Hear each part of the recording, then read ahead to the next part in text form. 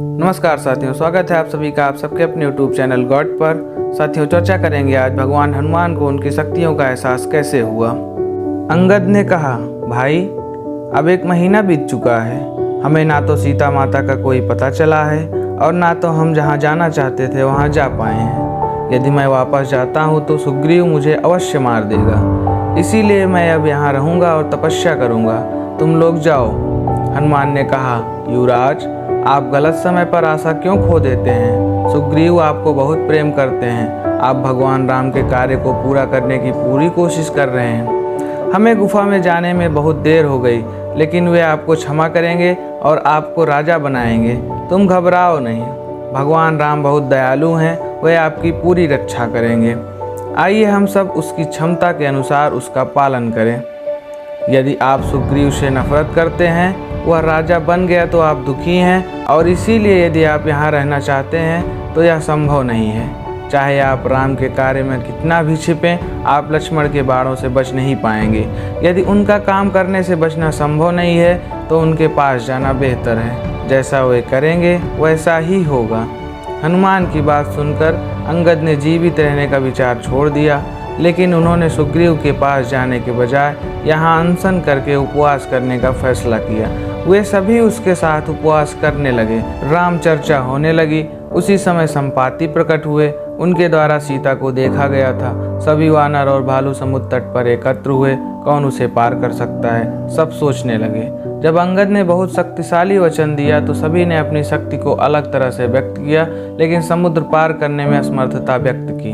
अंगद ने कहा, मैं किसी तरह समुद्र को पार कर सकता हूँ, लेकिन मुझे थोड़ा संदेह है कि क्या मैं वापसी कर सकता हूँ। जामवंत ने उन्हें युवराज कहकर सम्मानित किया और उनके जाने का विरोध किया। उन्होंने स्वयं भी बुढ़ापे के कारण असहायता व्यक्त की। अब तक हनुमान चुप थे। वो एक कोने में बैठकर सबकी बातें सुन रहे थे। अंगद निराश हो गए।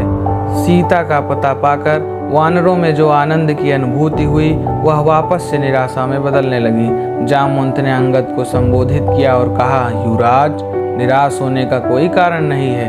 हनुमान को शक्ति याद दिलाना महासागर को पार करने के लिए न केवल बल की आवश्यकता होती है, बल्कि विशाल बुद्धि की भी आवश्यकता होती है। स्वयं भगवान शंकर ने इस कार्य के लिए अवतार लिया है। राक्षसों का नाश अवश्य ही होगा। उन्होंने हनुमान को देखा और कहा, हनुमान चुप क्यों बैठे हो? आप राम के काम के लिए पैदा हुए हैं वायुनंदन। आप अपने पिता की तरह एक पल में समुद्र पार कर सकते हैं। आपकी बुद्धि का कोई तोड़ नहीं है। आप विवेक और ज्ञान के भंडार हैं। आप में इतनी ताकत है तो चुपचाप क्यों बैठे हो? जामवंत ने हनुमान के जन्म, देवताओं के आशीर्वाद और ऋषियों के शाप की कहानी बताई और याद दिलाया कि आप जो चाहें कर सकते हैं। हनुमान भगवान की याद में लगातार तल्लीन थे। उसे खुद की ताकत याद नहीं थी।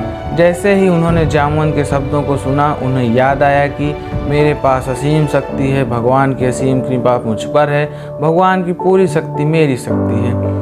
उसका शरीर बड़ा होकर पहाड़ जैसा हो गया। उसने दहाड़ लगाई, समुद्र में है ही क्या? भगवान की कृपा से मैं ऐसे सैकड़ों समुद्र पार कर सकता हूँ। यदि मुझे लंका में सीता जी नहीं मिली तो मैं स्वर्ग से लेकर ब्रह्मलोक तक की खोज करूँगा। लंका के साथ त्रिकट पर्वत को उखाड़ूंगा और रावण को मारूंगा। कोई शक्ति नहीं है जो राम का काम करते समय कोई विघ्न पैदा कर सके। हनुमान की दहाड़ सुनकर पूरी वानर सेना हर्षनाद करने लगी। जामवंत ने कहा, हनुमान आप सब कुछ कर सकते हैं, लेकिन आपको इस समय सब कुछ करने की ज़रूरत नहीं है। आप बस सीता जी के दर्शन करके आओ। हम सभी भगवान राम के साथ लंका जाएंगे। भगवान के बाणों से राक्षसों का उद्धार होगा।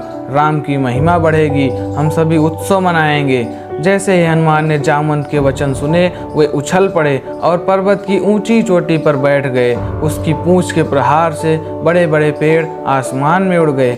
कई फूल पेड़ों से गिर गए और हनुमान पर गिर गए, जैसे कि वे सब उसकी पूजा कर रहे थे। देवता खुश हुए। ऋषियों ने शांति पाठ किया। वायु ने मदद की। हनुमान ने समुद्र पार करने के लिए छलांग लगाई।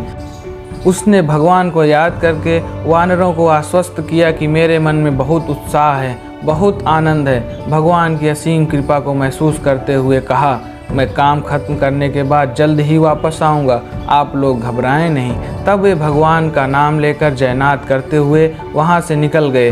उनकी गति से प्रभावित होकर कई पेड़ उनके साथ उड़ने लगे। उनके शरीर के कठोर स्पर्श से बिखरे बादलों जैसे इधर उधर होने लगे। श्री मारुति नंदन और कहीं देखे बिना आकाश मार्ग से चल पड़े। इस प्रकार जामवंत को हनुमान का शक्ति याद दिलाना, हनुमान जी को श्राप से मुक्त करना भी था।